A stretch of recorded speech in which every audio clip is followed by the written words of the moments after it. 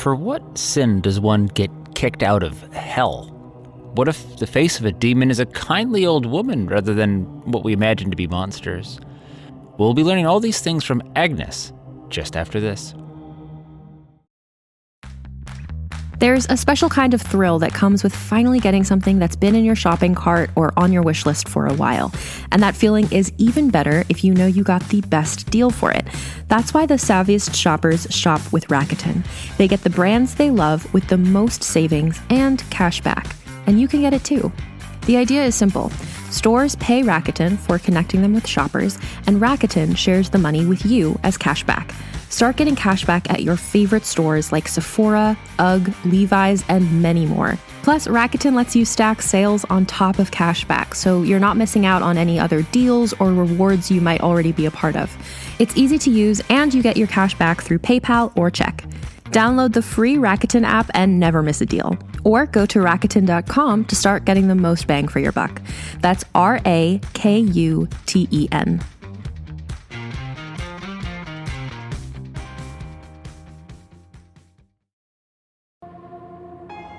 Catherynne is a demon that walks among us.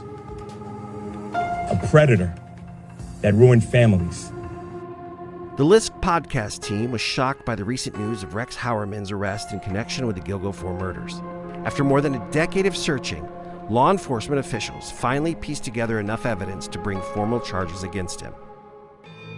I'm your host, Chris Moss, and the Lisk podcast will be releasing new episodes every week to unpack how Hauermann was caught. We'll track developments in the case, as well as conduct interviews with officials and witnesses familiar to all the troubling details. We are relieved by the arrest, but with new information coming to light every day, there's still so much to learn. Look for new episodes every week, and if you haven't already, please listen to seasons 1 and 2 of Lisk, Long Island Serial Killer, wherever you listen to podcasts.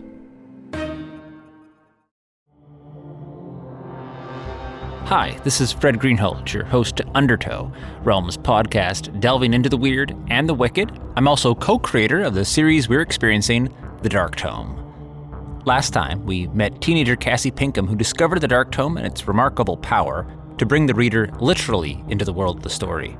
And though maybe it would have been better to leave one enough alone, this week she'll be returning, and we'll get to hear the short story, The Bread We Eat in Dreams, by Catherynne M. Valente.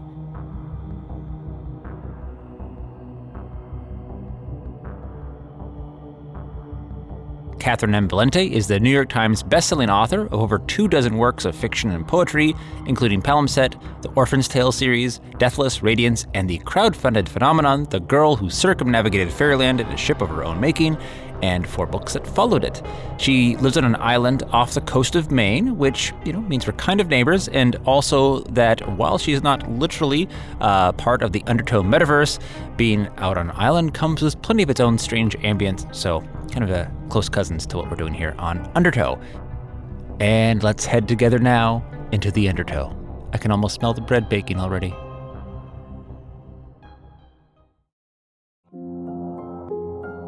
I wouldn't exactly call my life normal, but things have gotten a little weird since I started experimenting with this book called The Dark Tome.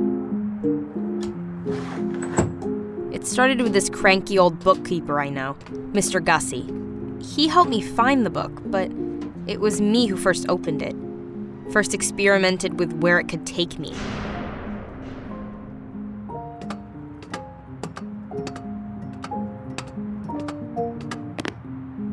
Most girls my age would be sneaking out to go find a boy. But me, I was breaking into a used bookstore. Can't believe I'm doing this. Well, not really breaking in. Gussy told me where he left the key. He's waiting, isn't he? When I say the book opened other worlds, I mean that literally. Last time we opened this thing up, I went to Italy 100 years ago and let out a demon bird that sings when people lie. If I had any sense, I would stay home now, but I can't. I don't want to. I just want to find... Mr. Gussy? The old fart was supposed to be in the hospital, recovering from surgery. Open that one more time to me, I'm gonna pay the big foot sister. Hey! Oh, Cassie, what the hell are you doing sneaking up on an old man in the middle of the night? Sorry, I changed my mind. You came for the book, of course. That's good. I need you. The damn thing isn't working. What? Look at it. It's just sitting there like a piece of stale bread. Really? It doesn't talk to you? This is what I'm saying, Cassie. You have something special. I guess maybe because you're young. The book doesn't work the same with everybody. With you, the walls between this world and the next are a little thinner. Let me look at it. The tome was ancient. Timeless, maybe. When I picked it up, yes, there was something to it. Warmth. It started glowing and almost smelled like... Is that bread? Why, bread of the most delicious kind. It's coming from the book. I can almost make out the words. And that's the title of the next story. Yes. You're right. The Bread We Eat in Dreams by Catherynne M. Valente. Well, read on then. I'm hungry. Why don't you do the honors? You think it'll work? Try it, Mr. Gussy. Let me see here. Yeah, okay. In a sea of long grass and tiny yellow blueberry flowers some ways off Route 1, just about halfway between Cobscook Bay and Passamaquoddy Bay, the town of Sauve-Majour puts up its back against the Bald Moose Mountains. It's not a big place. Looks a little like some big old cannon shot a lot of houses and half-finished streets at the foothills and left them where they fell. The sun gets here first out of just about anywhere in the country, turning all the windows bloody orange and filling up 1,000 lobster cages with shadows. Further up into the hills outside the village, but not so far that the post doesn't come regular as rain, you'll find a house all by itself in the middle of a tangly field of good red potatoes and green oats. The house is a snug little hall and parlor number with a moss-clotted roof and a couple of 100 years of whitewash on the stones. Sweet William and vervain and crimson bee-balm wend out of the window jambs. There's carrots in the kitchen garden, some onions, a basil plant that may or may not come back next year. You wouldn't know it to look at the place, but a demon lives here. Oh, wow. Well, here we are. A rather cheerful part of Down East Maine, I guess.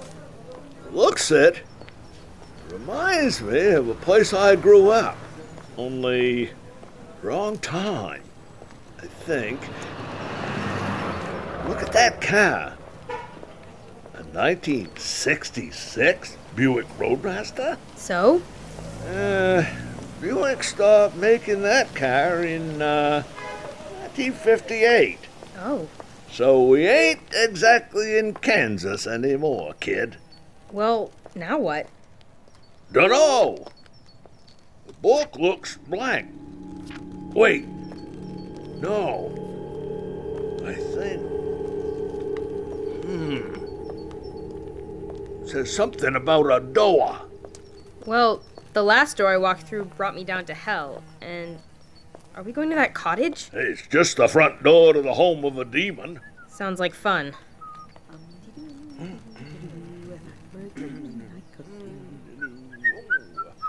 Agnes G., the mailbox says. Agnes? Not a terribly scary name. My guests. What? But you're right on time. The bread just came out of the oven. We could smell it. Oh, I'm sure you could. Oh, you still have the smell of hell on you, don't you? That was another story. Hell is a large country, sweet. What's your name? Cassie. Cassie. Like Cassandra? Yes, that's right. Girl who saw too much. How about you, old-timer? Oh, folks know me as Mr. Gussy. You look like you might be the great-great-grandson of those that burned me at the stake. But we're getting ahead of ourselves. Please, you all come in. Make yourselves at home. It's a modest abode, but it stood a long time. Well, where to start? My real name is Gemigish Kirihalet, and in hell, I was neither male nor female. But when I was banished from hell through the black door, I came out Agnes. And Agnes I've stayed. After about 500 years, I've gotten used to it. Wait, you were kicked out of hell? I showed up here before there was a town. Pushed out of hell and through a red oak in the primeval forest that would eventually turn into Schism Street and Memorial Square and into a white howl of snow and frozen sea spray. I was naked, branded with 4 spoked seals, wheels of banishment, and the 7 psalms of hell. My hair was burnt off, and I had no fingernails or toenails. When my hair grew back, black, of course, the 16th century offered me quite a range of options for covering female skin from chin to heel. That made it easier to hide the diamond trident brand of Amdusius. But my fingernails never came in. Funny, isn't it? No one ever really noticed. Oh, that's the tea. How do you like it? A bit of honey. Black. Naturally. Coming up.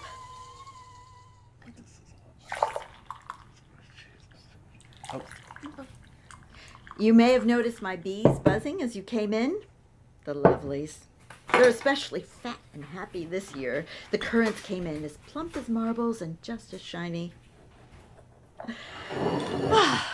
So, where was I? The ice and lightning lasted for a month after I came. And my footsteps marked the boundaries of the town to come. My heels boiling the snow, my breath full of thunder. And oh goodness, was I hungry in those days. And when the hunger took me, I howled out the primordial word for stag into the whipping storm. And one would always come. His delicate legs picking through the drifts, his antlers dripping icicles.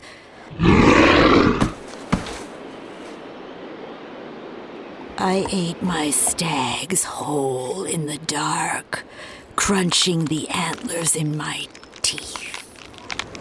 Once, I called a pod of seals up out of the sea and slept on the frozen beach, the gray mottled bodies all around me. My heat warmed them, and they warmed me. In the morning, the sand beneath them rained liquid and hot, the seals cooked and smoking.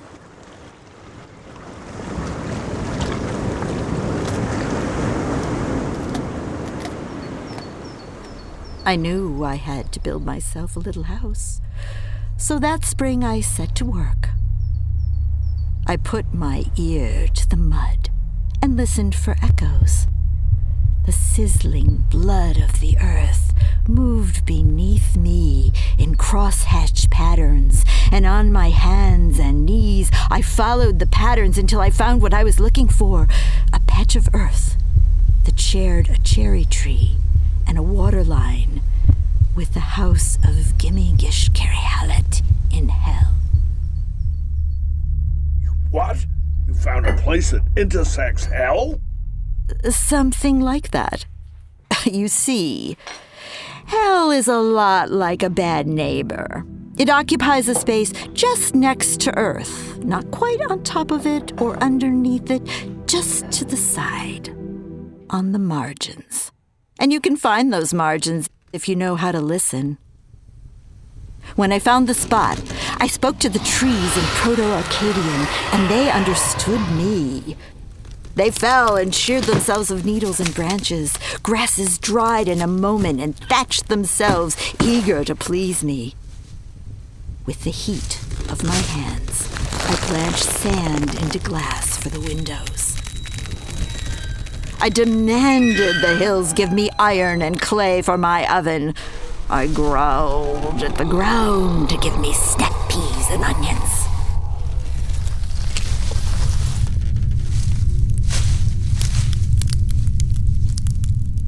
Some years later, a little Penobscot girl got lost in the woods while her tribe was making their long return from the warmer south. She did not know how to tell her father what she'd seen when she found him again, having never seen a house like this one, with a patch of English garden and a stone well and roses coming in bloody and thick. She only knew it was wrong somehow, that it belonged to someone, that it made her feel like digging a hole in the dirt and hiding in it forever. I offered some food to the girl, a lump of raw, red, bleeding meat. I've always been a most excellent host, don't you agree? Absolutely.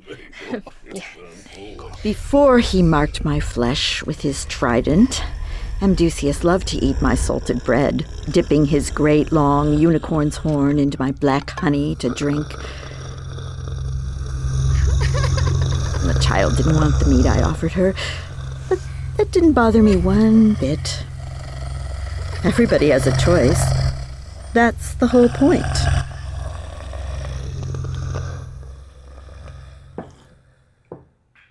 How's that tea? Oh, lovely. That tea is the rarest kimum from the birth of China. It would never grow in this harsh climate, but for how I snarl at it to keep its scents through the bitter wind. Now, you want to know about the town, right? Yeah. It belongs to me, of course. I called it to myself. Hi, this is Fred, one of the creators of the Dark Tome, and the Dark Tome is now on Patreon. Patreon allows you to directly support the work of the Dark Tome and keep it coming. Unlike many crowdfunding campaigns, it's sort of time unlimited. Patreon, you make a monthly contribution to support the efforts of the show, and you get, in return, first and foremost, our deep gratitude and appreciation for your support, but also rewards, such as all of the Dark Tome Season 1, all episodes as director cut editions and ad-free. You also get bonus content, such as The Derelict by William Hope Hodgson, The Nephews by Rick Hodola, and other good stuff as a special RSS feed only for Patreon supporters, which you can be one. Go to patreon.com/darktome. Again, that's patreon.com/darktome. All funds raised with Patreon go to support Dark Tome Season 2, coming out in 2018. Please help keep the stories going. Go to patreon.com/darktome. The name's Harry Dolowich from New York City, and I'd like you to join me with the help of an incredible cast of actors like Richard Kind, Louis Black, Melanie Linsky, and Bobby Cannavale for the unbelievable true story of how I rose from nothing to something after taking over the one business the mafia was too blind to see. The chocolate syrup business. So, come slurp up the first 10 fizzy installments of King of the Egg Cream, wherever you get your podcasts.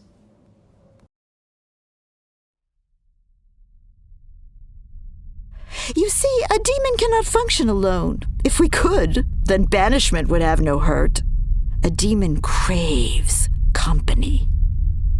I was a wolf abandoned by my pack. I could not help how I sniffed and howled for my littermates, nor how that howl became a magnetic pull for the sort of human who also loves order, everything in its place, all souls accounted for, everyone blessed and punished according to strict and immutable laws. It proved easier to find folks of the intensely religious persuasion, than the ones who spoke my language. The first settlers were mostly French, banded together with whatever stray Puritans they picked up along the way north. Those Puritans would spice the Gallic stew of Upper Maine for years, causing no end of trouble to me. I suppose, to be fair, I was in fact a witch and a succubus, and everything else they ever call me. But that's no excuse for being such poor neighbors, when you think about it. So, I waited.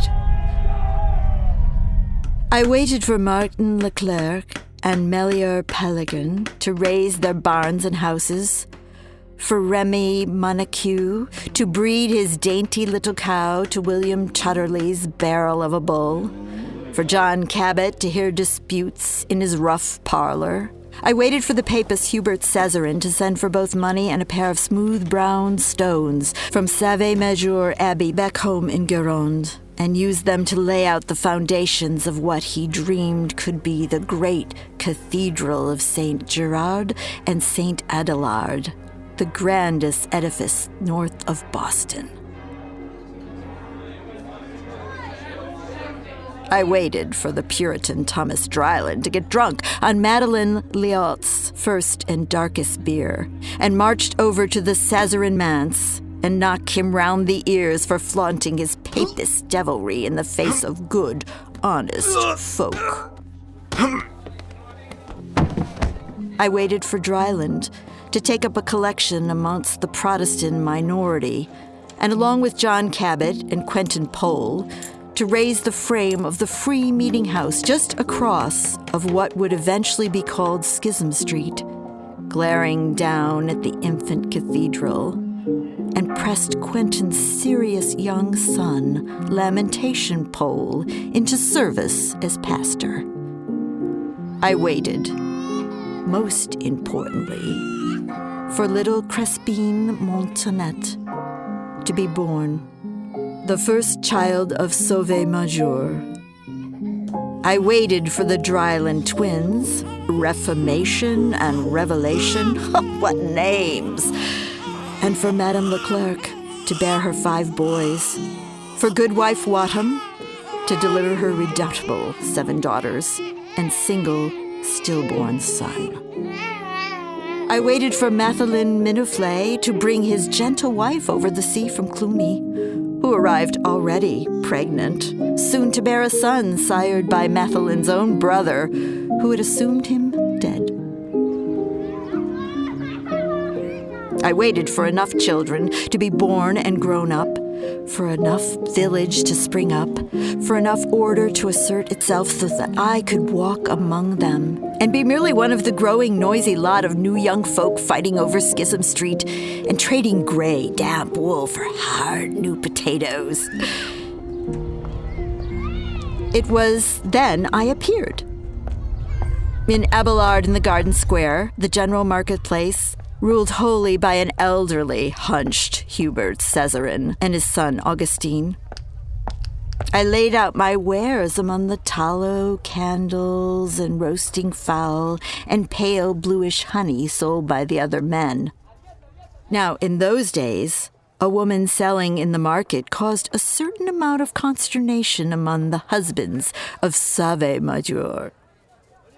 Young wrestling Dryland, though recently bereaved of his father Thomas Dryland, whose heart had quite simply burst with rage when Father Simon Carpentier arrived from France to give Mass, had no business at all sneaking away from the Protestant market across the street to snatch up a flask of Cesarin's Spanish Madeira. But there he was, and wrestling worked himself up into a fury when he saw me gathered together in black bonnet and luxurious assortment of breads. Under whose order do ye dare consort with the men here in the market? Pardon, sir. Try a bit of my cross buns. Here, with butter. Fresh from a Jersey cow, as rich as the splendor in Spain. Oh, that's delightful. Are these raisins? By the grace of our Father, the Lord Jesus Christ, where in this forsaken land did ye find raisins? And what act of God, or his opposite, granted ye the smallest measure of sugar, and to dust it on the surface like it was a pittance? Speak, woman! Perhaps it was his opposite indeed, sir. Would you like to take some home? Indeed. Wrestling shut his mouth completely and meekly purchased a round of my bread, even though his mother Anne made a perfectly fine loaf of her own. In fact, he purchased a bit of braided French bread, just like the one before you. Please do take a bite. Don't mind if I do. My, that tastes like heaven. Funny you should say that, as my previous occupation was as the baker of hell. Wait, really? Oh, yes. It had been my peculiar position, my speciality among all the diverse amusements and professions of Hades, which performs as perfectly and smoothly in its industries as the best human city can imagine, but never accomplish. Everything in its place, all souls accounted for, everyone blessed and punished according to strict and immutable laws. I baked bread to be seen, but ultimately withheld. Sweet cakes to be devoured until the skin split and the stomach protruded like the head of a child through the flesh. Black pastry to haunt the starved mind. My ovens were cathedral towers of fire and onyx. My underbakers, Ecalamdon and Echor, would pull out soft and perfect loaves with bone petals. But I also baked for my own table, where my comrades, Amdusius, king of thunder and trumpets, Agares, duke of runaways, and his loyal pet crocodile, Samagina, Marquis of the Drowned, Countess Grimore, who rides upon a camel, and the magician king, Barbatos. We all gathered to drink the wines crushed beneath the toes of rich and heartless men and share my bread. I prepared the blood loaf of the great emperor's own infinite table, where, on occasion, I was permitted to sit and keep Count Andromalius from stealing the slabs of meat beloved of celestial Marquis Aureax. In my long nights, in my long house of smoke and miller's stones, I baked the bread we eat in dreams. Strangest loaves, pies full of anguish and days long dead, fairy-haunted gingerbread, cakes wet with tears. The great Duke Gussy, the baboon lord of nightmares, came to me each eve and took up my goods into his hairy arms and bore them off to the pool of sleep. Those were the days I longed for in this lonely house, with only one miserable oven that did not even come up to my waist, with my empty table, and not even Shag, the weaver of hell, to make me the tea of separation from God and ravage me in the dark, like any good neighbor should. Those were the days I longed for in my awful heart. A demon has no heart as you do, my dears. A little red fist in my chest, no. A demon's body is nothing but heart. Its whole interior beating and pulsing and thundering in time to the clocks of pandemonium. And that's when it came to me. The idea to bake my most perfect breads and bring them to Abelard in the garden. I would have my pack again. Here, between the mountains and the fish-clotted bay. I would build my ovens high and feed them all. Feed them all and their children until no other bread save that cooked from my infernal oven would sate them.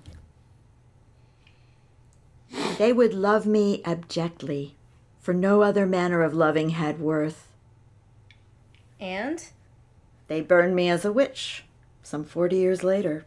What? Oh, you know how these country people are. Yeah. They don't like things that's a little outside the ordinary.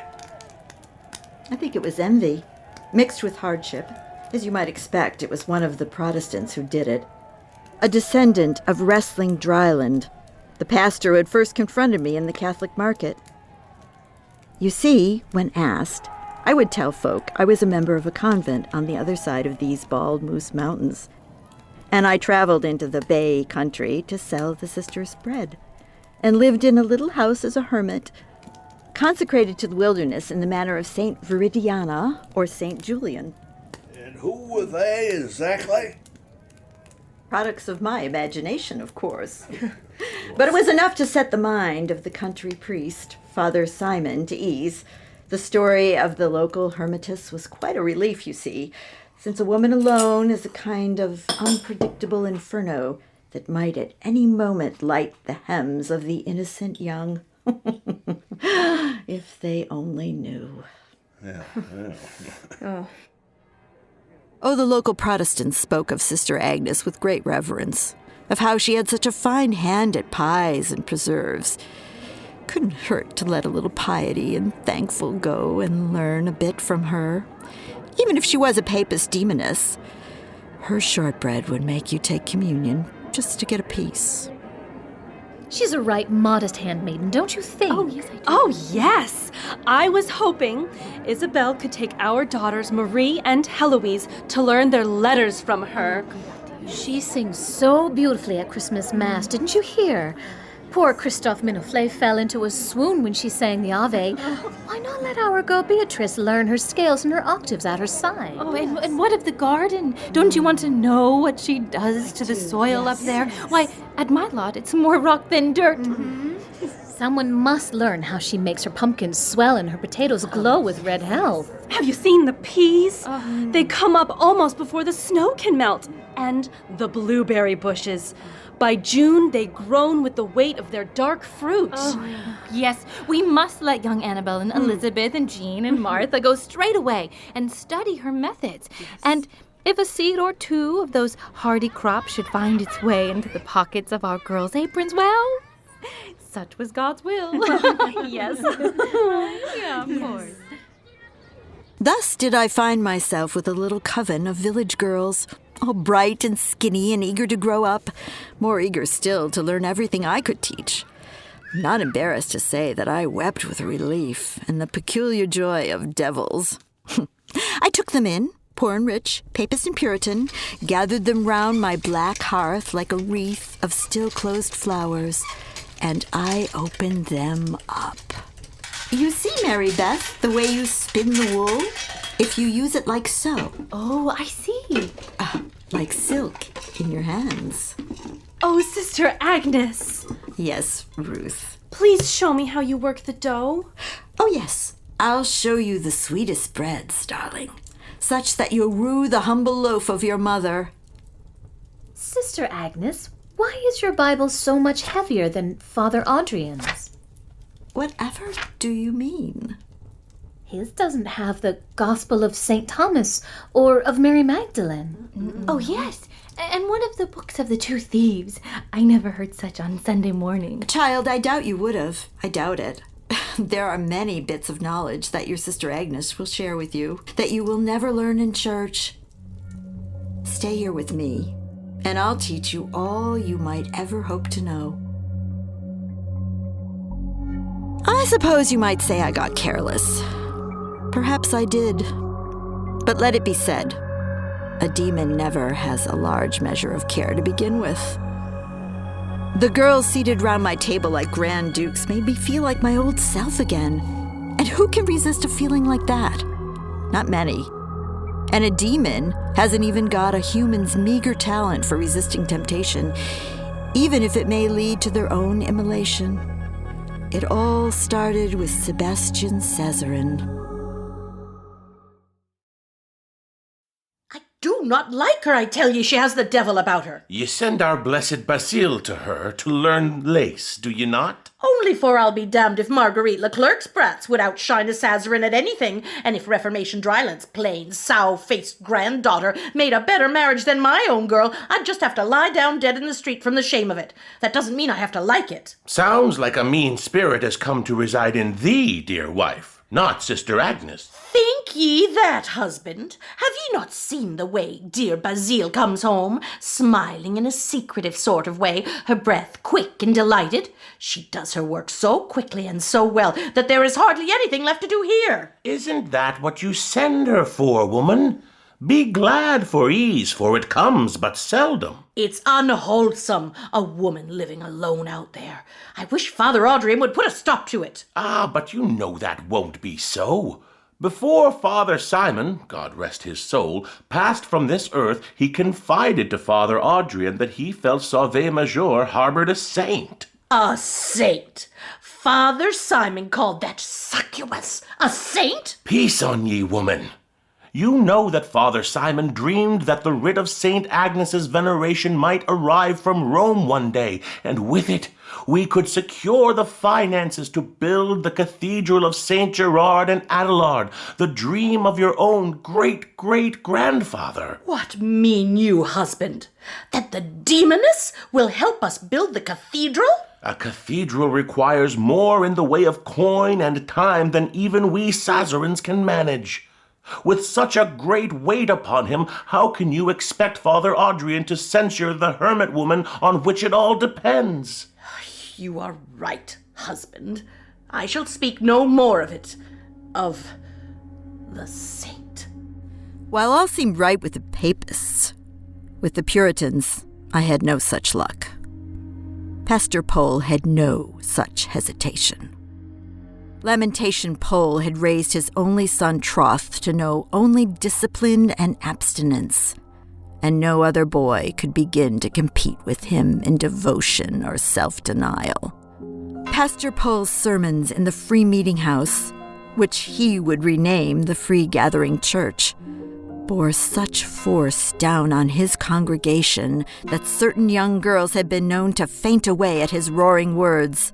He condemned with equal fervor.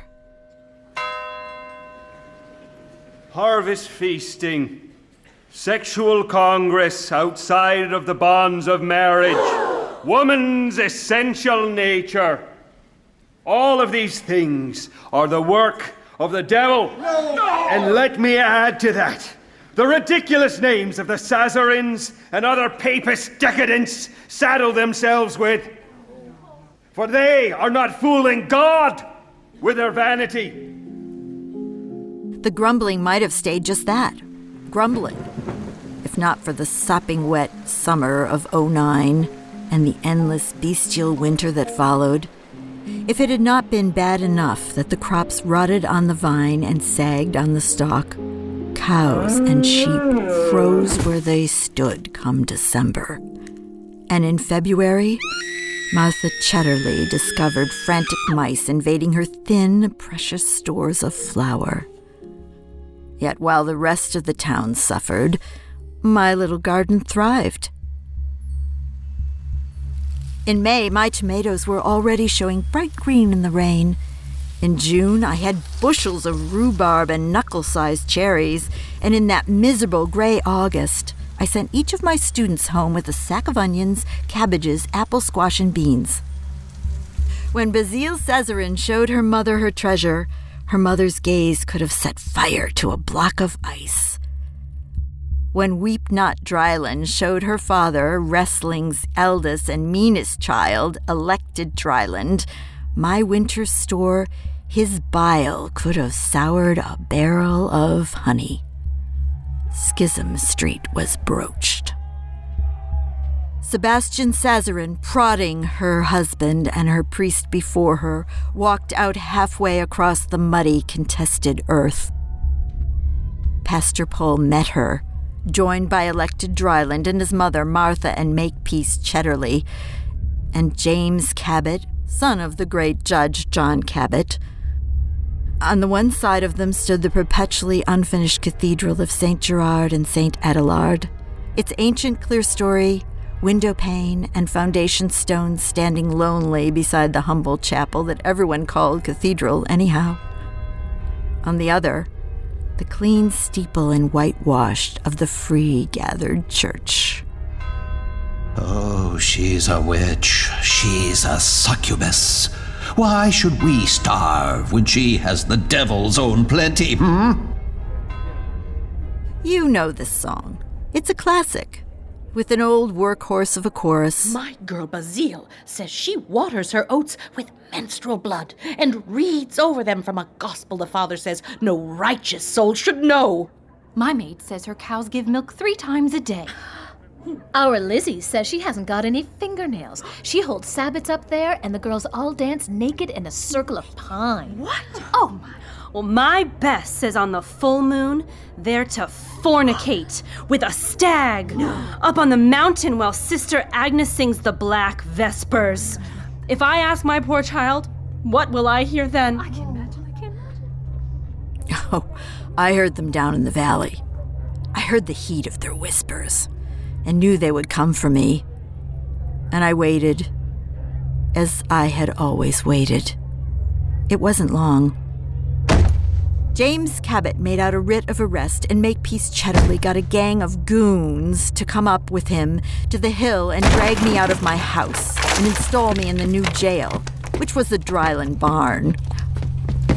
I didn't fight when they bound me and gagged my mouth to keep me from bewitching them with my devil's psalms. It did not actually occur to me to use my devil's psalms against them. I was curious. I did not yet know if I could die. The men of Sauve Major carried me in their wagon down through the slushy March snow to stand trial. I only looked at them, my gaze mild and interested, their guts twisted under my hollow gaze. And this was further proof of my witchy nature. But it took much longer than anticipated. The Catholic and Protestant faction had never agreed on much, and they sure as spring couldn't agree on the proper execution of a witch's trial. Hanging! Said Dryland and Pole. Burning! Insisted Cesarin and Leclerc. It should be one judge. Nay, a whole bench. I think we should bring forth testimony from our children. Oh, quite right, absolutely. Nay, we should judge her for the look in her eyes as the charges are read. Oh, yes. Oh, a water test. A needle test. Who will read the questions? What questions will they read? Dr. Pellerin should examine her. He who has been to school in Boston, where they know about such dark medicine. Nay, we should hear from midwife Sarah Wadma. She knows about curses that can be played on the female mind. Pastor Pole should have the credit of ferreting out this devil. Never! 'Tis a duty fit only for the church in Rome.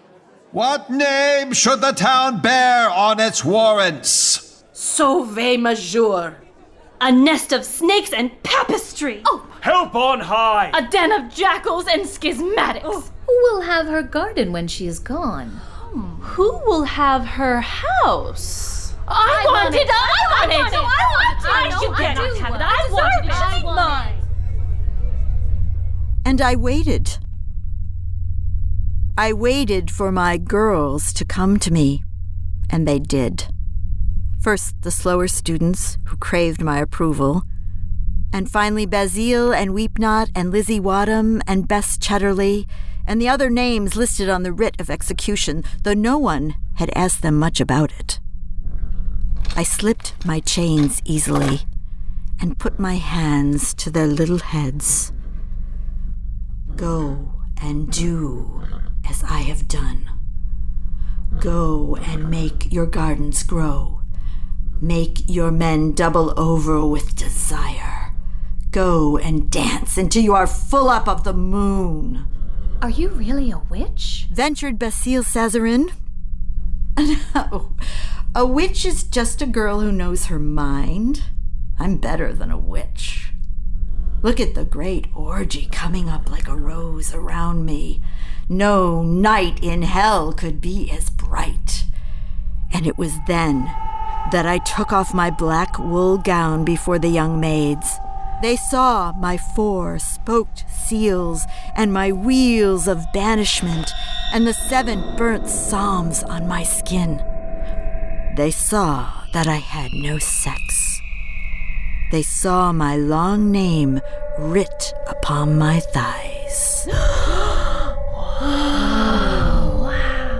They knew awe in that barn, and they danced with their teacher in the starlight that sifted through the moldering hay.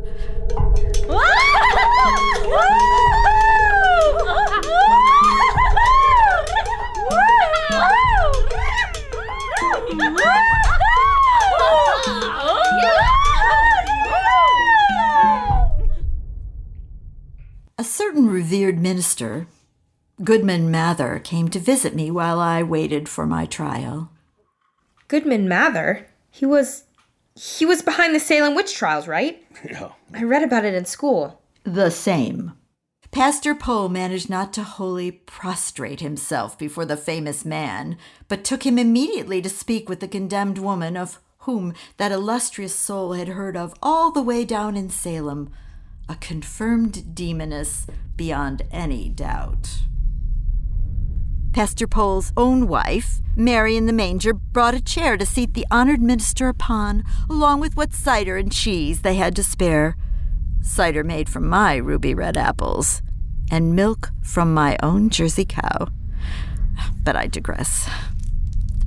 Goodman Mather looked upon me, a black-clad woman chained in a barn that made itself out to be a prison. My still gaze sounded upon his soul and boomed there, deafening. Art thee a witch, then? No. But not a Christian lady either. No. How came you to grow such bounty on your land without the help of God? My dear Goodman Mather, there is not a demon in hell who has not once something quite other and more interesting. In the land where the Euphrates runs green and sweet, I was a grain god with the head of a bull. In the rough valley of the Tyne, I was a god of fertility and war with the head of a crow. I was a fish-headed lord of plenty in the depths of the Tigris. Before language, I was she who makes the harvest come, and I rode a red boar. The earth answers when I call it by name. I know its name because we are family. So, you admit your demonic nature? I would have admitted it before now if anyone had asked. They asked only if I'm a witch, and a witch is small pennies to me. I am what I am, as you are what you are. I want to live, as all creatures do. I cannot sin, so I've done no wrong. He wet his throat with my cider. His hand shook upon the tankard. When he had mastered himself, he spoke quickly and softly in the most wretched tones. He poured out onto the ground between him all of his doubt and misery, all his grief and guilt.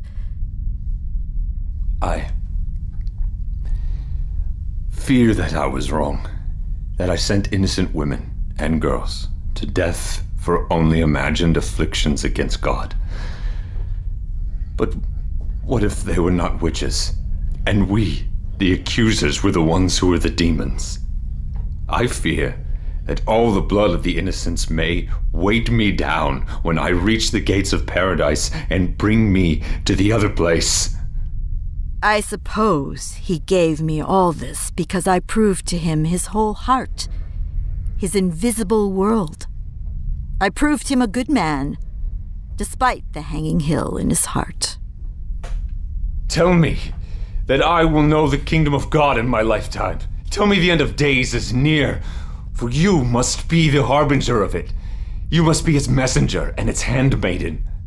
Tell me the dead will rise and we will shed our bodies like the shells of beautiful snails, that I will leave behind this horror that is flesh and become as light.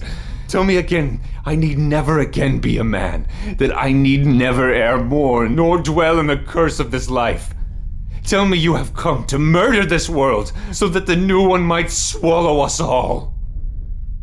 I looked on him with infernal pity, which is, in the end, not worth the tears it sheds. Demons may pity men every hour of the day, but that pity never moves. No. No. No. You! What are you doing? Behold me. Behold my darkness. The wheels of banishment. My 7 burned psalms. Behold my whole name, Gimmigish Carryhallet, scrawled across my inner thighs and my sexless hollow. And let your flesh succumb to me. No.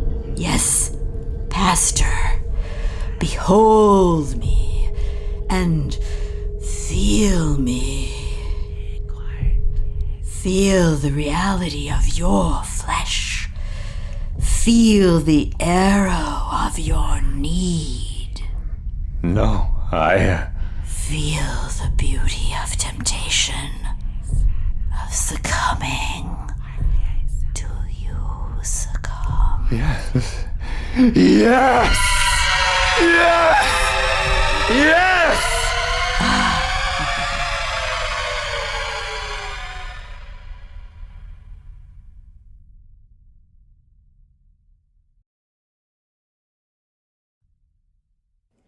Well, they burned me at dawn, before the free-gathered church could say anything about it. It was bad enough that they brought Minister Matherd to their town.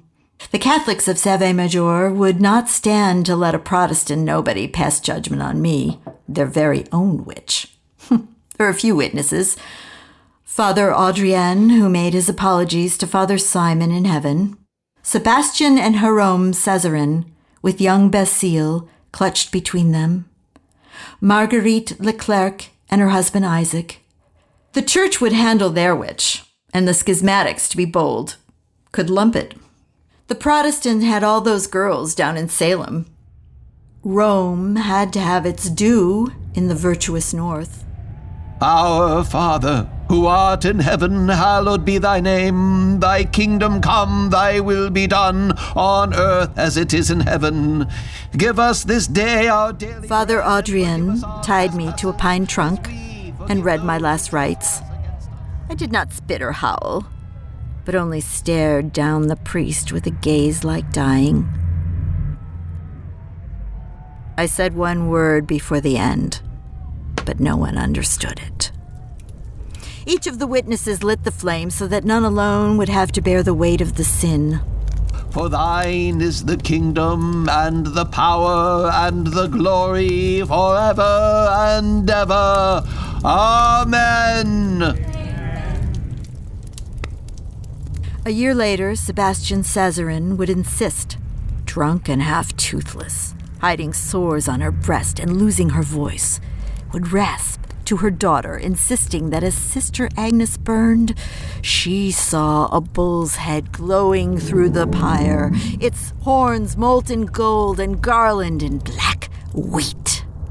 Marguerite Leclerc, half mad with syphilis her husband brought home from Virginia, would weep to her priest that she had seen a red boar in the flames, its tusks made of diamond, its head crowned with millet and barley.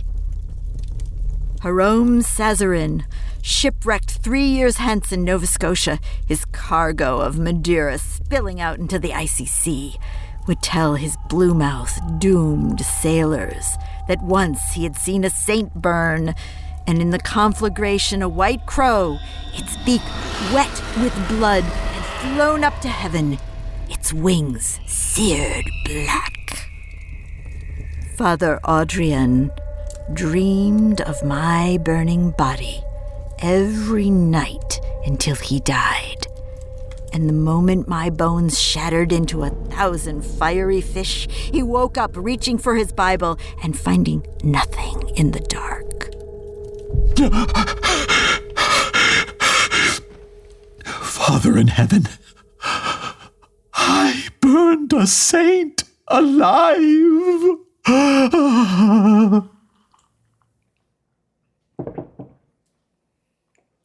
More tea? Yes. Please. I'll help myself to more honey. It's divine. I'm sure it is. You died? It wasn't so bad. My house stood empty for a long while. Daisies grew in my stove. Moss thickened my great Bible. The girls I'd drawn close to me grew up.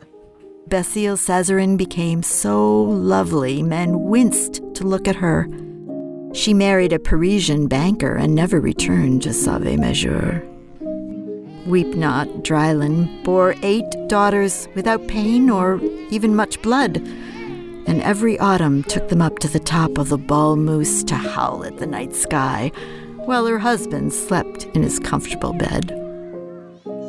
Lizzie Wadham's cloth wove so fine she could sell it in Boston and even New York for enough money to build a school where she insisted on teaching the young ladies lessons, the content of which no male was ever able to spy out. And whenever Weep Not went up to Sister Agnes's old house to shoo out the foxes and raccoons and keep the garden weeded, she saw a crow perched on the chimney or pecking at an old apple, or a bony old cow peering at them with a rheumy eye, or a fat piglet with black spots scampering off into the forest as soon as she called after it. The cod went scarce in the bays. The textile men came up from Portland and Augusta with bolts of linen and money to build a mill on the river, finding ready buyers in Remembrance Dryland and Walter Chetterley. The few Penobscot and Passamaquoddy left found themselves corralled into bare land not far from where one of their little girls had once run crying from a strange doorstep in the snow. The Free Gathered Church declined into Presbyterianism, and the Cathedral of St. Gerard and St. Adelard remained a chapel, despite obtaining a door and its own relic, the kneecap of St. Gerard himself, before the Cazarin fortune wrecked on the New York market and scattered like so much sea foam. And me? I waited. I'd found burning to be much less painful than expulsion from hell, and somewhat fortifying, given the sudden warmth in the March chill. When they buried the charred stumps of my bones, I was grateful to be in the earth, to be closed up and safe. I thought of Prince Sidri, Lord of Naked Need, and how his leopard skin and griffin wings had burnt up every night, leaving his bare black bones to dance before the supper table of the upper kings. His flesh always returned, so that it could burn again. When I thought about it, he looked a little like Thomas Dryland, with his stern golden face. And Countess Cremori, she had a body like Basile Cazarin, had hid under those dingy aprons. The Countess would ride her camel naked through the boiling fields to knock on my door, when I had a door. When my burned bones dreamed, they dreamed of them all eating my bread together, in one house or another, Agares and Lamentation Pole and Amdusius and Sebastian Cazarin and lovely old Ecalamdon and Echor serving them. With these dreams, I slowly fell apart into the dirt of Sauve-Mejeur. Sometimes a crow or a dog would dig up a bone and dash off with it, or a cow would drag a knuckle up with her cud. They would slip their pens or wing north suddenly, as if possessed, and before being coaxed home, would drop the scavenged bone in a certain garden near a certain dark, empty house. The lobster trade picked up, and every household had their pots. Schism Street got its first cobblestones and cherry trees planted along its route. Something rumbled down south, and the Minoflay boys were all killed in some lonely field in Pennsylvania, ending their name. In the name of the war dead, Pastor Veritas Pole and Father Jude dug up the strip of grass and holly hedges between Faith My Joy Square and Adelard in the Garden Square and joined them into Memorial Square. The Dryland girls married French boys and buried whatever hatchet they still had biting at the tree. One day, Constance Shetterly and Catherine Leclerc came home from gathering blackberries in the hills and told their mothers that they'd seen chimney smoke up there. Wasn't that funny? Deliverance Dryland and Restitute Cesarin, best friends from the moment one had stolen a black-gowned, black-haired doll from the other, started sneaking up past the town line, coming home with muffins and shortbread in their school satchels. When questioned, they said they'd found a nunnery in the mountains, and one of the sisters had given them the treats as presents, admonishing them not to tell. The mill went bust before most of the others. A canary singing in the textile mine of New England. The fisherman trade picked up, though, and soon enough even Peter Momaque had a scallop boat going, despite having the work ethic of a fat house cat. A statue of Minerva made an honest woman of Memorial Square, with a single bright tourmaline set into her shield, which was promptly stolen by Bernard and Richie Lilliot. First Presbyterian Church crumpled up into Second Methodist, and the first pastor not named Pole, though rather predictably called Dryland instead, spoke on Sundays about the dangers of drink. Oh, and he also spoke of a lady up in the hills, old Agnes. Agnes? Don't you know Agnes? Oh, she's lived up there, well, I don't know, just always has, right? Making her pies and candies and muffins. A nicer old lady you couldn't hope to meet. Right modest, always wearing her buttoned-up old-fashioned frocks even in summer. Why, Marie Pellerin spends every Sunday up there, digging in the potatoes and learning to spin wool like the wives in Sauve Major did before the mill. Jeanette Loliot got her cider recipe, but she won't share it round. We're thinking of sending Maud and Harriet along as well. Young ladies these days can never learn too much when it comes to the quiet industries of home.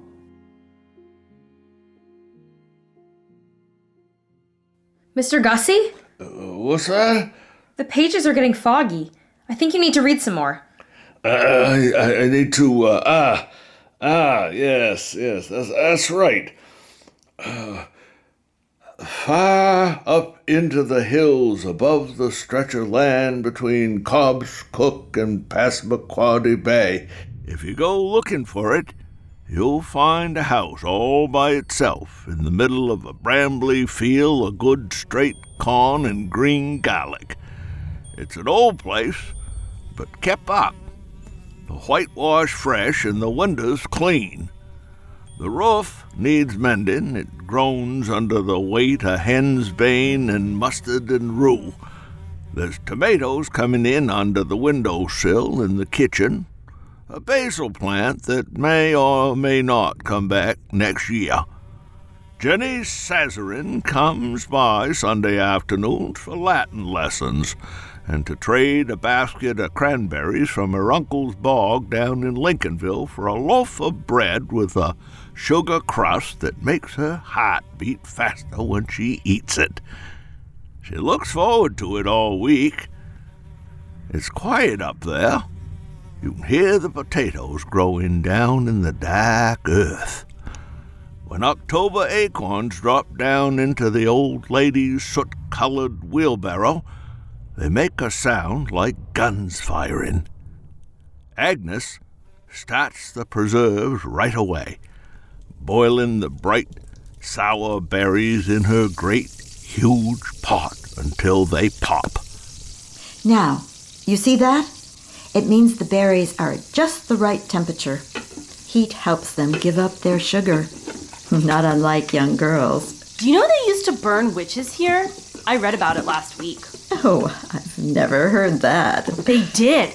It must have been awful. I wonder if there really are witches. Pastor Dryland says there's demons, but that seems wrong to me. Demons live in hell. Why would they leave and come here? Surely there's work enough for them to do with all the damned souls and pagans and gluttons and such. Perhaps they get punished from time to time and have to come into this world.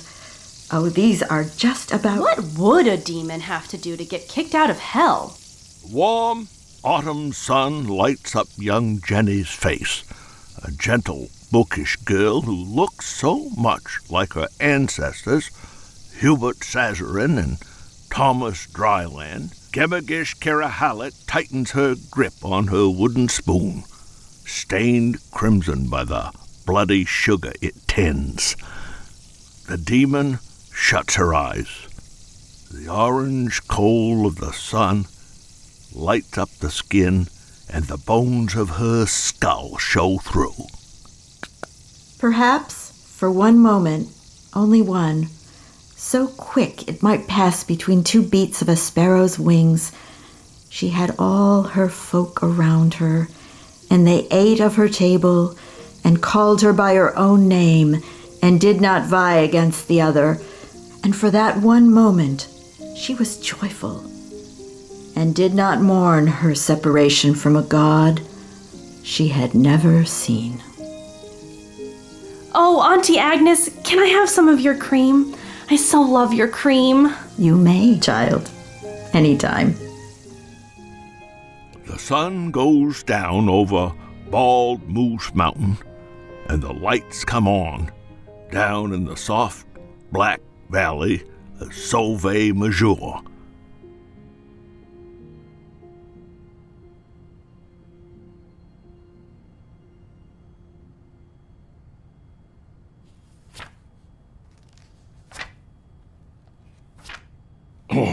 I guess that's the end. Sure you don't want to stay for another cup? What did you say your name was? Oh, yes. Cassandra. The girl who saw too much. I can help you see more. So much more. What was the word? Pardon? When they were about to burn you, what was the word? Stay for another cup of tea. I'll tell you. I don't know that I can. I can't, right? The story's over. Oh, dear Cassie. I think your story is about to begin. Nope, you're right, Cassie. It's high time we was leaving. I would like to know. You can teach me things? About the Dark Tome? Oh, yes. The Dark Tome is thicker than the Bible and more interesting still. You only need to understand the language beyond words. Goodbye. Mr. Gussy! What the hell? You can't be spending too much time with a demon, Cassie. She would have shown me things. I think you learned enough from just the story she told, don't you think? I learned that men are jerks, but I'm pretty sure I already knew that. Look, now I'm only looking out for you. You don't know where this book can take you. Maybe I do, and you just won't let me go. You're just a girl, Cassie. And you're not my dad. No, but you also don't know what you're trifling with. You know what I had to do to get this book? You know what it does to people? No. No. Well, maybe we'll tell that story next. You promise? Come back tomorrow.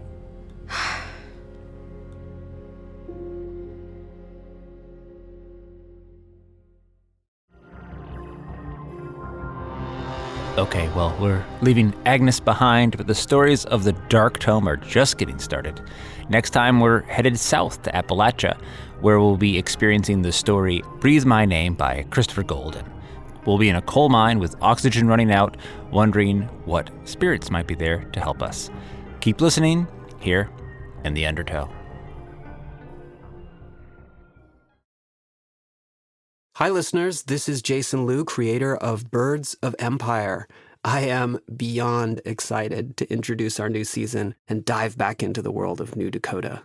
Birds of Empire follows 4 young people from the clans of New Dakota: the Bears, the Rams, the Birds, and the Wolves. Each hero we follow will struggle with their own demons, burdens, and hopes as their battles play out across a sprawling, lush, and brutal landscape unlike any that's come before it. Birds of Empire is a modern folk epic that blends elements of history, fantasy, and myth to tell the story of an incredible world that might one day be.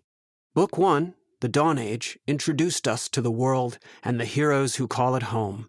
Book 2, The Seed of White Rock, continues our heroes' journeys as destinies collide, revolution brews, and new alliances are formed.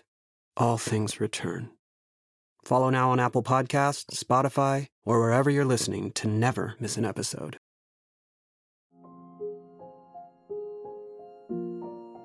The Bread We Eat in Dreams was written by Catherynne M. Valente, adapted for audio by Fred Greenhalgh, produced by Fred Greenhalgh and William DeFries, featuring Lily Thorne as Cassie, Tim Sample as Mr. Gussy, Tootie Van Reenen as the narrator. Additional voices by Anna Gravel, Janice Gardner, Marie Stewart Harmon, Christine Marshall, Corey Gagne, Ian Carlson, William DeFries, and Eric Moody. Dialogue editing by Grace Waldron. Sound design by Matthew J. Boudreau. The Dark Tome's theme, Februar, is by Peter Van Riet. The Dark Tome was created by Fred Greenhalgh and William DeFries and is a Dagaz media production presented by Realm.